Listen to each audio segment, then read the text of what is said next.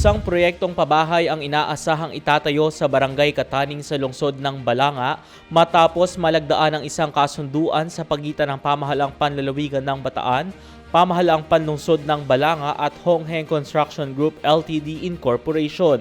Ang nasabing proyekto ay bahagi ng pambansang pabahay para sa Pilipino program na may kabuuang 1,248 housing unit sa dalawa nitong gusali kung saan may mga pasilidad tulad ng paaralan, rural health unit at iba pa. So in behalf of the province of Bataan and the city of Balanga led by Mayor Raquel, we'd like to thank our partners in this tripartite memorandum of understanding, the Hong Heng Group led by Mr. Yiming Liu, Mr. Zeng Hengwi, and Mr. Jingzi Ye.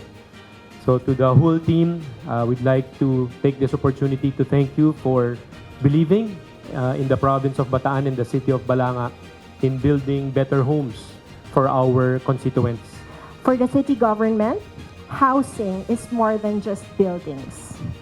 It is about families. It is about safety, dignity, and more importantly, hope. It is about building communities where people can live, work, and of course, grow together. Patuloy na pinalalawak ng pamahalaan ang proyektong pabahay sa Bataan sa pamamagitan ng One Bataan Villages na sa kasalukuyan ay mayroong 3,718 units sa Mariveles, Orion at Lungsod ng Balanga.